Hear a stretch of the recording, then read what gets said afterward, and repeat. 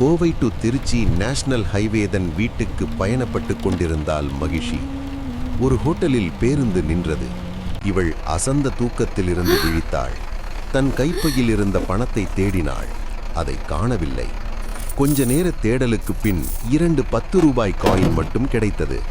அதை எடுத்துக்கொண்ட கீழே இறங்கி ஒரு காஃபி ஆர்டர் செய்தாள். காஃபி வந்தது. மிகவும் சுமாரான காஃபி.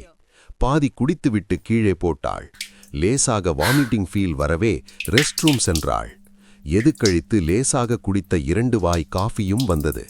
மெதுவாய் வாயை கொப்பளித்து கொண்டு மெதுவாக வாயை துடைத்து கொண்டாள்.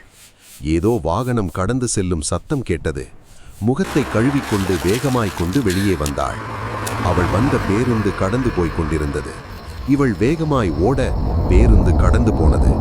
தலையில் கை வைத்து மெதுவாய் அடித்து கொண்டாள். செய்வது தெரியாமல் ரோட்டில் அமர்ந்தாள். ஆதிரன் சைக்காலஜி படிக்கும் மாணவன். சொந்த ஊர் திருச்சி அருகே ஆரூர். இயற்கை ஆர்வலன். சூழல் விரும்பி தனிமையை நேசிப்பவன். அதனால் அடிக்கடி கோவை மலைத்தொடர்களை ரசிக்க தன்னுடைய ராயல் என்ஃபீல்டில் பறந்துவிடும். இன்றும் கூட கோவை சென்று திரும்பிக் கொண்டிருந்தான். வரும் வழியில் அவனுக்கும் வண்டிக்கும் ஓய்வு தேவைப்பட ஒரு டீ சாப்பிட இறங்கி குடித்துவிட்டு இருந்த இடத்தில்தான் இப்போது மகிஷி இருந்தாள். அவளுக்கு உதவ ஆதிரன் நினைத்தான். ஆதிரன், எங்க வண்டில உட்காருங்க, பஸ் பிடிச்சிடலாம். மகிஷி தயங்கினாள். இருந்தாலும் வேறு வழியே இல்லாததால் ஆதிரன் வண்டியில் ஏறினாள். வண்டி சட்டென பறந்தது. வேகமாய் சென்றது. ஆனால் தவறான பாதையில். பேருந்துக்கு நேரமானதால் அது ஷார்ட்கட்டில் சென்றது. அவனுக்கு அது தெரியவில்லை. தொலைதூரம் சென்றதும் மகிஷிக்கு பயம் தொத்தியது. அச்சம் ஆட்கொண்டது. வண்டியை ஓர் ஸ்பீட் பிரேக்கரில் ஏறி இறங்க அவள் ஒட்டிக்கொண்டாள்.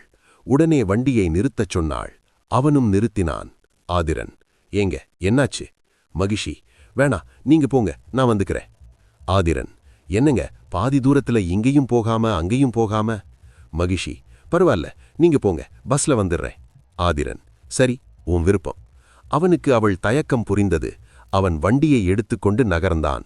ஒரு 3 கிலோமீட்டர் கடந்ததும் ரோட்டின் நடுவே பெரிய தடையை போலீஸ் வைத்திருந்தனர். ஒருவர் அமர்ந்தும் இருந்தார். ஆதிரன், சார், என்னாச்சு சார்? போலீஸ், தம்பி, இங்க இருந்த பாலம் வீக்காச்சு. வேலை நடந்துட்டு இருக்கு. இன்னும் 2 நாள் ஆகும் இந்த பாதை சரியாக. ஆமா, நீ எப்படி உள்ள வந்த? ஆதிரன், இந்த ரோட்ல தான் சார். போலீஸ், ஏன்பா, ரோட்ல தான் பேரிகேட் வச்சிருந்தோம்ல, எப்படி நீ வந்த? ஆதிரன், அப்படிலாம் ஒண்ணுமே இல்லையே சார்.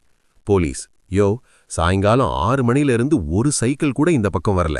பேரிகேட் இல்லைன்னா 100 வண்டி வந்திருக்கும் இந்த பக்கம். ஆதிரன், வரேன் சார்.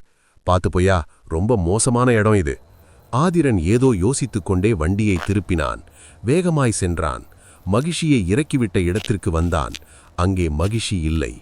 வாகனத்தை நிறுத்திவிட்டு இறங்கினான். அவன் தொலைபேசி அழைப்பு வந்தது. எடுத்தான். Video call on. Unknown number. True காலரில் டோன்ட் ரன் என வந்தது. தொடரும். அடுத்த பாகத்திற்கு மறக்காம சப்ஸ்கிரைப் பண்ணுங்க.